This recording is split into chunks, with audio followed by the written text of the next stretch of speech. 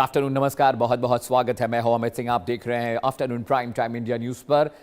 भारत की सुरक्षा से जुड़े सबसे क्रूशियल, सबसे संवेदनशील इलाकों में गिने जाने वाले चिकन नेक कॉरिडोर पर एक बार फिर चर्चा तेज हो गई है। बांग्लादेश और चीन की बढ़ती नजदीकियों के बीच केंद्रीय गृह मंत्री अमित शाह का सीमावर्ती इलाकों का दौरा रणनीतिक नजरिए से बेहद अहम माना जा रहा है। रिपोर्ट्स कह रही हैं कि हाल ही में सेना प्रमुख जनरल धीरज सेठ के दौरे के बाद अब अमित शाह भी इस इलाके की सुरक्षा तैयारियों और सीमा प्रबंधन का जायजा लेने के लिए पहुंचे हैं। जी हां, सिलीगुड़ी कॉरिडोर, जिसे आमतौर पर चिकन नेक कहा जाता है, भारत के मुख्य भूभाग को पूर्वोत्तर के राज्यों से जोड़ने वाला एकमात्र जमीनी गलियारा है। यह इलाका सामरिक दृष्टि से बेहद संवेदनशील माना जाता है क्योंकि इसके आसपास नेपाल, भूटान, बांग्लादेश और चीन से जुड़े क्षेत्र मौजूद हैं। हाल के महीनों में केंद्र सरकार लगातार भारत बांग्लादेश सीमा सुरक्षा, घुसपैठ रोकने और स्मार्ट बॉर्डर प्रोजेक्ट पर जोर देती रही है। गृहमंत्री अमित शाह के अलावा इससे पहले भी वो सीमा की सुरक्षा को राष्ट्रीय सुरक्षा से जोड़ते हुए कई बड़े कदमों की वकालत कर चुके हैं। एक्सपर्ट्स का मानना है कि बांग्लादेश में बदलते राजनीतिक समीकरण और चीन की बढ़ती मौजूदगी के बीच भारत इस पूरे इलाके में विशेष नजर बनाए हुए है। यही वजह है सुरक्षा एजेंसियों की गतिविधियां बढ़ी हैं और सीमावर्ती इलाकों में निगरानी को और मजबूत किया जा रहा है। जी हां, ऐसे में अमित शाह का यह दौरा केवल एक प्रशासनिक समीक्षा नहीं बल्कि एक बड़ा राजनीतिक संदेश भी माना जा रहा है। मैसेज साफ है, भारत अपने पूर्वोत्तर यानी ईस्टर्न पार्ट ऑफ वर्ल्ड के लाइफलाइन कॉरिडोर की सुरक्षा को लेकर जोखिम लेने के मूड में बिल्कुल नहीं है। दरअसल बांग्लादेश के नए नवेले पीएम तारिक रहमान पहले दौरे के लिए चीन का चुनाव कर चुके हैं, जिसको लेकर भारत सतर्क है। हालांकि बांग्लादेश ये भूल जाता है कि दूसरे पर पत्थर फेंकने से पहले उसे अपने शीशे के घरों, दरवाजों और खिड़कियों पर नजर डालनी चाहिए। भारत के पास तो एक चिकन नेक है जिसकी सुरक्षा चाक चौबंद है, बांग्लादेश के पास तो दो चिकन नेक हैं। बांग्लादेश के उत्तर पश्चिम में रंगपुर कॉरिडोर और दक्षिण पूर्व में चिटगांव कॉरिडोर। इसलिए उसे समझ लेना चाहिए कि अगर उसने चीन के साथ कोई भी हिमाकत की तो उसके 3 टुकड़े होने में देरी नहीं लगेगी। चलिए कंटेंट पर आते हैं, अगले ग्राफिक्स पर आते हैं। मैं आपको बताऊंगा कि आखिरकार ये मसला क्या है, खबर क्या है, मैं आपको बताने जा रहा हूं। जी हां, आपकी स्क्रीन पर आने जा रहा है कि खबर क्या है, न्यूज़ क्या है, जिसे लेकर आज हमने स्पेशल किया है। आपको बता दूं, चिकन नेक कॉरिडोर पर अब जो रणनीतिक हलचल है वो वहां बहुत ज़्यादा अब क्रूशियल बढ़ चुकी है। वहां पर अब नई नई चीज़ें देखने को मिल रही हैं। भारत भी बहुत सतर्क है। अमित शाह का सीमावर्ती क्षेत्र पर फोकस है और जो नॉर्थ ईस्ट का ये चिकन नेक सिलीगुड़ी वाला जो इलाका है, यहाँ पर भारत सरकार सुरक्षा की दृष्टि से बहुत अलर्ट है। और अमित शाह साहब ने पहले भी कहा है, नए सेना प्रमुख धीरज सेठ साहब भी वहाँ पर गए थे और सेना प्रमुख के बाद अब गृहमंत्री भी उस इलाके का दौरा करने जा रहे हैं। बहुत क्रूशियल इलाका है, चाइना से वो बॉर्डर लगता है, बांग्लादेश से वो बॉर्डर लगता है, इसलिए वहाँ पर सुरक्षा के लिहाज से चीज़ें बहुत ज़्यादा क्रूशियल हो गई हैं। बांग्लादेश चीन की जो नज़दीकियाँ बढ़ रही हैं उस पर भी भारत की निगाहें हैं और ये डेवलपमेंट भी बहुत क्रूशियल है क्योंकि तारिक रहमान साहब जब देश की कमान संभाली तो सबसे पहले कहां गए? चाइना गए। जी हां, सीमा सुरक्षा एजेंसियां अलर्ट मोड पर है। बॉर्डर सिक्योरिटी फोर्स को वहां पर ताकीद की गई है सुरक्षा को और चाक चौबंद करने के लिए। साथ ही साथ असम राइफल्स और नॉर्थ ईस्ट राइफल्स की जितनी टुकड़ियां हैं आर्मी की, उन्हें वहां पर डिप्लॉय किया गया है। इसके अलावा पूर्वोत्तर जो कनेक्टिविटी सबसे अहम है, क्योंकि चिकन नेक पर अगर प्रॉब्लम होती है तो पूरे नॉर्थ ईस्ट का जो कनेक्शन है वो बाकी पार्ट ऑफ जो इंडिया है उससे खत्म हो जाएगा। इसलिए भी बहुत क्रूशियल है ये। घुसपैठ और सुरक्षा पर समीक्षा तेज हो गई। अमित शाह साहब भी नॉर्थ ईस्ट जा रहे हैं, चिकन नेक का वो दौरा करेंगे। वहां पर सुरक्षा के लिहाज से क्या इंतजाम होने चाहिए, क्या चीजें अभी नहीं हुई हैं, उन पर फोकस होगा समीक्षा में। इसी बात पर ध्यान दिया जाएगा। भारत ने सतर्कता बरतने का एक बड़ा संदेश भी दिया है। जी हाँ, चीन बांग्लादेश की चाल किस तरह से अमित शाह साहब वहां पर अब एक नया जो कोऑर्डिनेशन कर रहे हैं, नई स्ट्रेटेजी प्लान कर रहे हैं, वो मैं आपको बता देता हूं। सिलीगुड़ी कॉरिडोर को चिकन नेक कहा जाता है, जिसको लेकर हम चर्चा कर रहे हैं, जिस पर हम बातचीत कर रहे हैं। बहुत क्रूशियल है भारत के लिए भी, नॉर्थ ईस्ट के लिए भी। पूर्वोत्तर को भारत से जोड़ने वाले एकमात्र जमीनी मार्ग है चिकन नेक और इस पर चाइना की हमेशा नजर रहती है, निगाह रहती है। वो हमेशा चाहता है कि नॉर्थ ईस्ट का कनेक्शन बाकी भारत के हिस्से से कट जाए। 8 पूर्वोत्तर राज्यों की लाइफलाइन ये चिकन नेक के जमीनी रास्ता माना जाता है। 4 देशों के करीब स्थित ये रणनीतिक इलाका है, क्षेत्र है, इसलिए भी बहुत क्रूशियल हो जाता है। अमित शाह साहब ने सीमा सुरक्षा की समीक्षा भी की थी और लगातार वहां पर स्मार्ट बॉर्डर प्रोजेक्ट की वो वकालत कर रहे हैं। केंद्र का जोर है कि बांग्लादेश सीमा पर भी निगरानी बढ़ाने के लिए हम ड्रोन, स्पेशल फेंसिंग बना दें। राष्ट्रीय सुरक्षा के लिहाज से बहुत संवेदनशील इलाका है, बहुत ज्वलनशील इलाका है, इसलिए भी भारत सरकार इसे बहुत तवज्जो दे रही है। आगे बढ़ते हैं, अगले कंटेंट पर आते हैं। भारत के सिलीगुड़ी कॉरिडोर यानी चिकन नेक की चर्चा अक्सर होती है, लेकिन हम कम लोग जानते हैं, हम में से बहुत सारे कम लोग इस बात को जानते हैं कि बांग्लादेश के पास भी दो ऐसे रणनीतिक कॉरिडोर हैं जिन्हें रंगपुर चिटगांव और कॉरिडोर कहा जाता है। रंगपुर चिटगांव बांग्लादेश के उत्तर पश्चिमी हिस्से को देश के बाकी हिस्से से जोड़ता है। ये बांग्लादेश की गर्दन एक तरह से कहा जाएगी, तो इसमें कोई दो राय नहीं, जिसे अब चाहे भारत दबा सकता है, उसको डैमेज कर सकता है। जबकि चिटगांव कॉरिडोर देश के सबसे बड़े बंदरगाह और आर्थिक केंद्र को की राजधानी, एक तरह से समझिए ढाका से जोड़ने वाली अहम कड़ी माना जाता है। रणनीतिक विशेषज्ञों का मानना है कि दोनों कॉरिडोर बांग्लादेश के लिए उतने ही महत्वपूर्ण है जितना भारत के लिए सिलीगुड़ी कॉरिडोर। एक मैप आपकी स्क्रीन पर मैं दिखा रहा हूं, बहुत ध्यान से देखिएगा दर्शकों।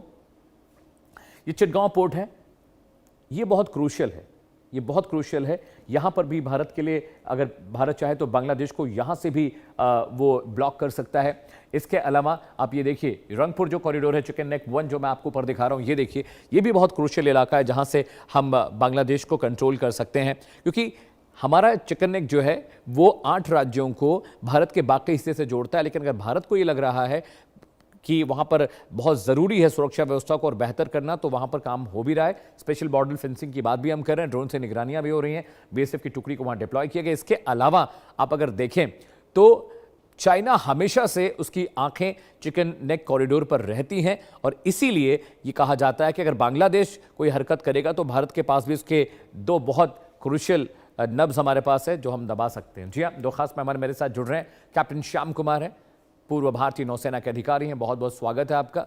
अरविंद सिंह तेजावत साहब मेरे साथ हैं, विदेशी मामलों के जानकार हैं, फॉरेन अफेयर्स एक्सपर्ट। कैप्टन साहब, सबसे पहले मैं आपके पास आ रहा हूँ।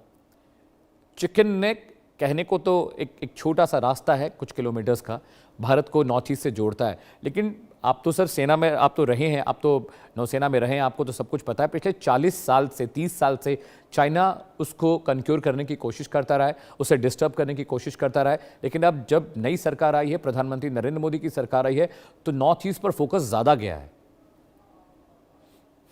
बिल्कुल, धन्यवाद। जय हिंद अमित वरुणा।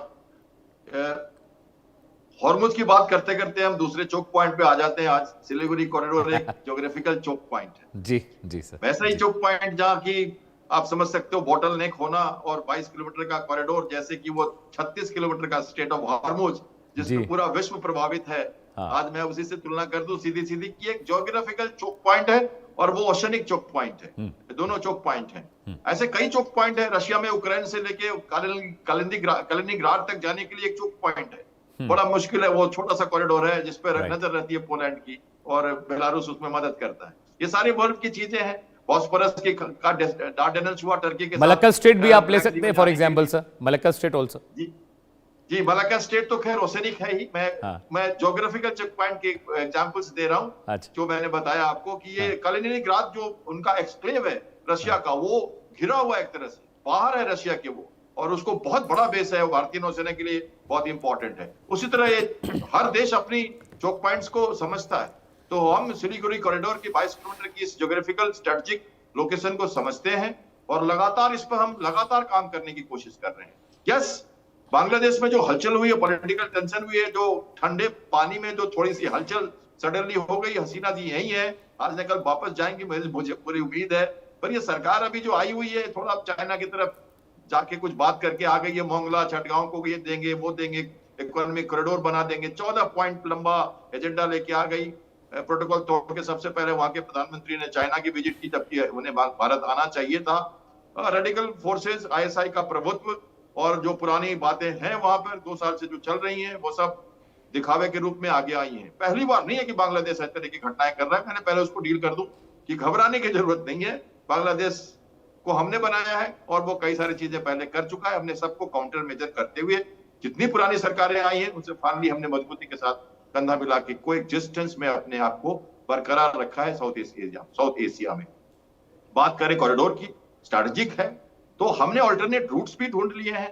हमने अंडर वाटर रेल के प्रोजेक्ट के थ्रू अपने को एक संतुलित सिचुएशन में, वाराणसी से लेके हम सिलीगुड़ी तक का बहुत फास्ट ट्रैक 6 घंटे की रैपिड मोबिलाइजेशन के लिए हमने रेल पर प्रोजेक्ट पे काम कर रहे हैं। वेस्ट बंगाल की सरकार अब एक ऐसी सरकार है जो समझती है चीजों को, सेंसिटिविटी को, और 120 एकड़ का जो पूरा लैंड NHIA को हैंडओवर करके अब जो फास्ट ट्रैक जो वहां पे रोड बनाने थे वो सब काम लगातार सुरक्षित ढंग से चल रहे हैं।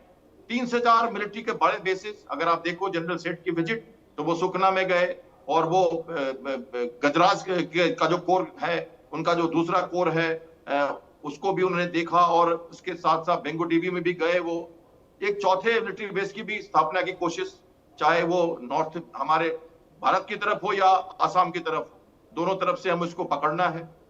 एयरफोर्स की पूरी डिप्लॉयमेंट, पूरी की पूरी सर्वेलेंस, पूरी की पूरी रडार का पूरा कवरेज वहां पे, और anti aircraft missile defence system पूरी की पूरी कवर करता है उस एरिया को। लगातार हमारे एक्सरसाइजेज वहां चल रही है। ट्राइसेक्टी जो हमारा बड़ा है वो कोर है वहां पे भी हमारे आर्मी चीफ गए। और अब होम मिनिस्टर बीएसएफ के साथ मिलकर इंटरनल सिक्योरिटी की बात करें तो कंटिन्यूस सर्वेलेंस में बीएसएफ का रोल बांग्लादेश बॉर्डर पे बनता है, तो वो भी कर रहे हैं हम। तो मिलिटरली हम पूरी तरह से तैयार हैं, पॉलिटिकली डिप्लोमेटिकली हम तैयार हैं, और हम म्यांमार के थ्रू नॉर्थ ईस्ट जाने के लिए, बांग्लादेश के थ्रू जो नॉर्थ ईस्ट जाने के लिए कई चीजें हम पहले भी एक्सप्लोर कर चुके हैं, और उन पर भी लगातार काम चल रहा है। पैरेलल गवर्नमेंट के साथ हमारी बातें चल रही हैं। और तीसरी बात हुई काउंटर ऑफेंसिव मेजर्स की, तो उनके जो सेंसिटिव कॉरिडोर की आपने जो बात की, हमें उस पर भी हमारी नजर है, उस पर भी हमारी जरूरतें पूरी हो सकती हैं। हम लीवरेज भी ले सकते हैं जरूरत पड़ने पे। आसाम के चीफ मिनिस्टर अगर कॉशन करें, नॉर्थ ईस्ट के लोग कॉशन करें, मुनीर वहां से कुछ अगर चैलेंज करें कि अगली बार हम वहां से देखेंगे, ईस्ट से देखेंगे, और जो पिछले एग्जीक्यूटिव कमांडर थे वहां के, जो बांग्लादेश के, जो वो कह रहे थे कि हम 7 जो हमारे नेशन से 8 उनके पास पानी नहीं है, डायरेक्ट हम उनको रास्ता दे सकते हैं बे ऑफ बंगाल में। ये सारी बातें, प्रोवोकेटिव बातें करके ये लोग कुछ हासिल नहीं कर पाएंगे। ये सब कहानी है।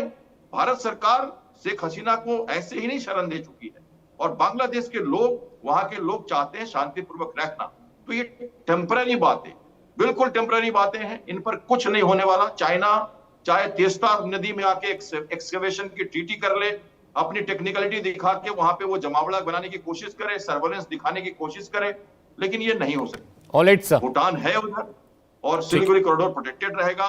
भारतीय सेनाएं तैयार हैं, मिलिटरी, डिप्लोमेटिकली, और भारत सरकार की पॉलिटिकल विल के साथ। Point taken sir. Arvind sir, बहुत क्रूशियल हो जाता है जब हम बांग्लादेश की बात करते हैं। अब अभी कुछ देर पहले मैं डिबेट कर रहा था, तो वहां से हैदर हयात खान साहब, एक पत्रकार जुड़े थे, वो कह रहे थे भारत अपनी औकात देखे। तो मैंने उनसे कहा कि गूगल करिए और देखिए कि हमारी इकोनॉमी कितनी है, हमारी जीडीपी कितनी है, हमारे पास किस तरह के आर्म्स एमिनेशन, हमारी आर्मी नेवी क्या कर रही है, हमारे पास जो दुनिया की टॉप जो कार सेलिंग कंपनियां हैं वो भारत में क्या कर रही हैं, दुनिया के टॉप सॉफ्टवेयर डेवलपर भारत में क्या कर रहे हैं। मैंने उनसे बोला कि इंडिया न्यूज़ की जीडीपी शायद पाकिस्तान के सारे चैनल्स की जीडीपी से बहुत ज़्यादा होगी।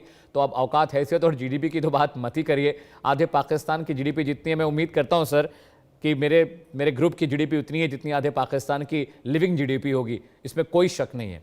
लेकिन बांग्लादेश हो गया, पाकिस्तान हो गया, ये हवा में रहने वाला जो कायदा और कानून है कि हम उड़ा देंगे, हम धमका देंगे, हम तोड़ देंगे। चाइना अपने प्रॉक्सीज बना रहा है एशिया में, इसमें कोई दो राय नहीं है सर। लेकिन क्या बांग्लादेश और पाकिस्तान जैसे मुल्क भारत को नुकसान पहुंचाने की हैसियत और औकात रखते हैं क्या? अमित साहब, एक तो हम बहुत ही प्रैक्टिकल अप्रोच लेकर चलें तो सिनेरियो कुछ अलग ही नजर आता है। राइट। ये सच है कि बांग्लादेश का इंटरेस्ट न तो चाइना है न पाकिस्तान में है, क्योंकि चाइना कितना भी एयरलिफ्ट कर ले वो बांग्लादेश को वो सारी जरूरत की चीजें नहीं दे सकता है जो भारत दे सकता है। और यही हाल पाकिस्तान का है। पाकिस्तान और बांग्लादेश की ज्योग्राफिकल डिस्टेंस इतनी ज्यादा है कि वो किसी भी हालत में बांग्लादेश को भारत से ज्यादा मदद पहुंचाने की स्थिति में नहीं है। सुनने में यही आया है, जो अगर आप रिपोर्ट्स देखें जो कि पब्लिक डोमेन में नहीं आती है, कि पाकिस्तान जो बेसिकली बांग्लादेश को जो मदद कर रहा है उसके पीछे चाइनीज करेंसी लगी हुई है। तो ये है कि चाइना पूरी तरीके से घेरने की कोशिश कर रहा है भारत को, और उसके काउंटर भी कर रहे हैं, हम कोशिश कर रहे हैं, जैसे कि मलेशिया, जापान, ऑस्ट्रेलिया, ये जिनको चीन से डर है उनसे हम एक अच्छी तरीके से बहुत सारे, यहाँ तक कि हमने ब्रह्मोस तक ऑफर किया है इंडोनेशिया को। तो ये सब चीजें हैं जो कि हम कर रहे हैं, हम भी काउंटर कर रहे हैं चीन जो इस पूरे रीजन में जो एक खास तरीके की जो चीजें लाने की कोशिश कर रहा है। दूसरी बात, जहां तक बांग्लादेश और भारत की तुलना का सवाल है, तुलना हमेशा बराबरी वालों में होती है, तब हम कंपैरिजन कर सकते हैं कि ये खास है। बांग्लादेश और भारत की तो तुलना भी नहीं हो सकती है। बांग्लादेश का तो कई बार अस्तित्व ही भारत पे टिका होता है, और अगर वहाँ मुस्लिम आबादी नहीं होती तो ऐसा इतिहास में तमाम ऐसे वक्त आए हैं, खासकर पहले के समय में। अब थोड़ा सा कम हुआ है क्योंकि इन सारे कंट्रीज में एंटी इंडिया सेंटिमेंट्स काफी हावी रहे हैं, यहाँ तक कि नेपाल जैसे देशों में भी। पर सिक्किम भारत का हिस्सा बना है, भूटान आज भी भारत पे काफी यकीन करता है, विश्वास करता है, और बांग्लादेश को भी करना चाहिए।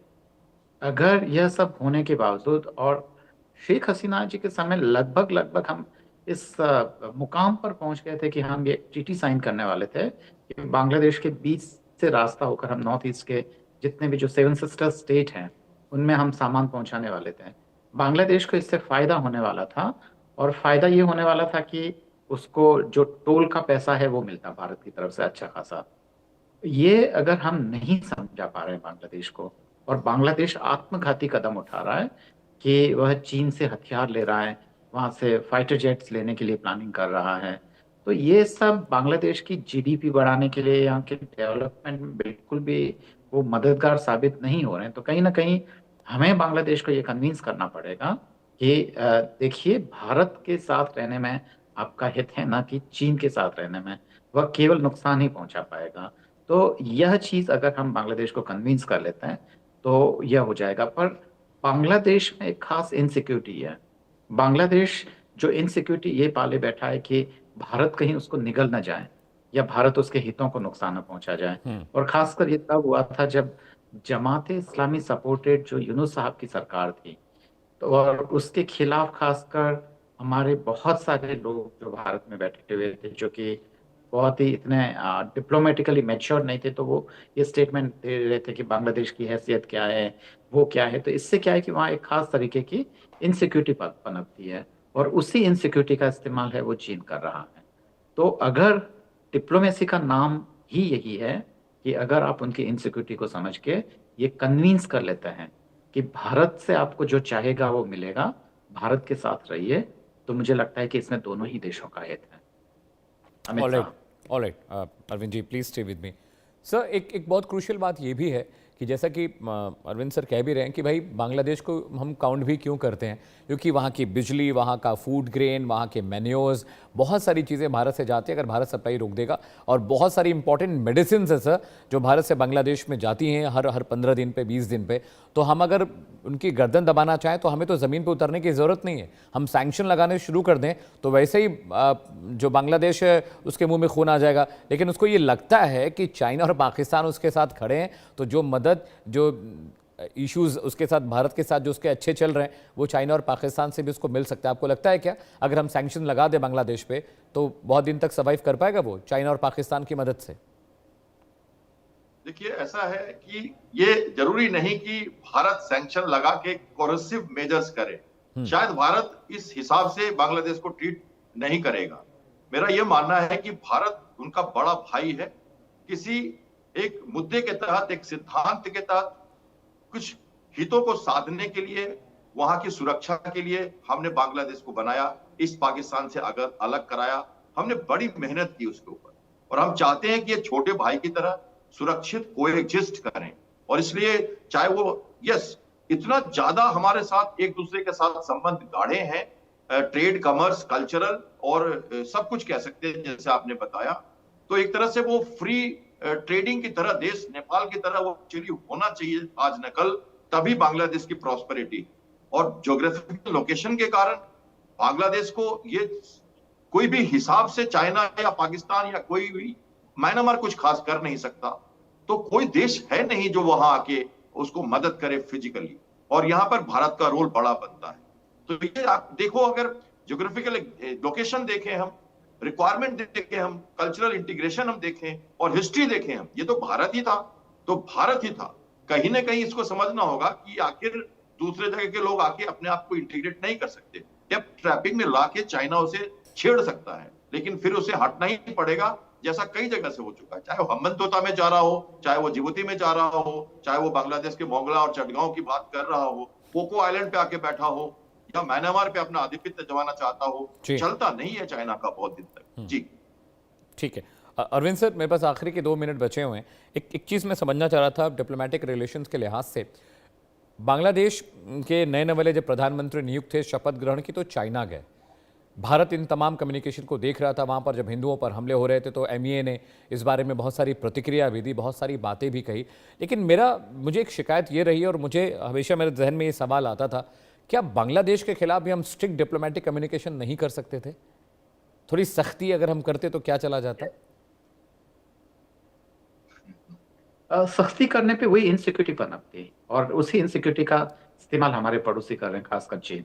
तो इनसिक्योरिटी पनपने पे देखिए दो हैं, या तो ये सच है कि वहां पे जो 24% हिंदू थे वो 8% रह गए हैं, तो आप एक कंप्लीट स्टैंड ले, जो खासकर कहें कि नहीं, बात हिंदू की नहीं है, एक इंसान की मौत हो रही है, तो आप हमारे पड़ोसी होने के नाते अकाउंटेबिलिटी बनती है। पर उसके नुकसान ये है कि आप अपने पड़ोस में एक आपका हर तरीके से नुकसान पहुंचाने वाला एक देश खड़ा हो जाएगा। या फिर ये हम मान के चले कि ये बांग्लादेश का आंतरिक मामला है, हम इसमें इंटरफेरेंस नहीं करेंगे, जैसा कि पुराने जमाने से चला आ रहा है, कांग्रेस के जमाने से। तो दोनों में से हमें कोई ना कोई एक रास्ता अपनाना पड़ेगा और दोनों की ही कॉन्सिक्वेंसेस हैं। या तो हम मानवता की तरफ से आंखें मूंद लें, तो फिर हम कहेंगे कि चलो जो भी आपके यहाँ पे जो कम्युनल इश्यूज हैं वो आपके हैं, तो इसमें जो इंडिया का इंटरेस्ट है वो तो सुरक्षित रह जाएगा, पर भारत मानवता की तरफ से जो बोलना चाहिए वह नहीं बोल पाएगा। और दूसरा ये कि अगर हम बांग्लादेश को अगर ये पूरी तरीके से वो सुविधाएं देते हैं, ऐसा नहीं है कि ये जो नए PM बने हैं उन्होंने भारत से शुरुआती दौर में रिश्ते ठीक करने की कोशिश नहीं की, पर बांग्लादेश की तो हालत वो है जो 32 दांतों के बीच में एक जीभ की होती है। अगर वो भारत की तरफ जाता तो चीन उसको जो बहुत सारी मदद दे रहा है वो रुक जाती। तो उसको तय करना था कि ज्यादा मदद और ज्यादा पैसा कहाँ से आ रहा है और बांग्लादेश को इसमें फायदा किसका हो रहा है, अगर हम बहुत ही प्रैक्टिकली देखें तो। पर डिप्लोमेटिक फेल्योर हैं कहीं ना कहीं भारत की तरफ से। अगर वहाँ बहुत सारे शातिर लोग बैठे होते तो बांग्लादेश को कन्विंस करना कोई बहुत मुश्किल काम नहीं है कि आपको भारत के साथ क्यों रहना चाहिए, खासकर जो अभी PM है वो भी, जबकि शुरुआत में उन्होंने ऐसे संकेत दिए थे, भारत के लिए काफी पॉजिटिव वो बोले थे। जी अमित साहब। ऑलराइट, बहुत शुक्रिया अरुण सर इनसाइट्स के लिए। कैप्टन साहब आपका भी बहुत बहुत शुक्रिया। दर्शकों, वक्त एक ब्रेक का है, एक ब्रेक के लिए रुक रहे हैं, लेकिन ब्रेक के बाद आपको हम दिखाने जा रहे हैं क्या आने वाले वक्त में ये पुराने नोट बंद होने जा रहे हैं, क्या फिर से नोटबंदी देश में लागू होने जा रही है। इस बड़ी खबर के साथ लौट रहे कुछ ही देर में, कहीं जाएगा नहीं, छोटा सा ब्रेक।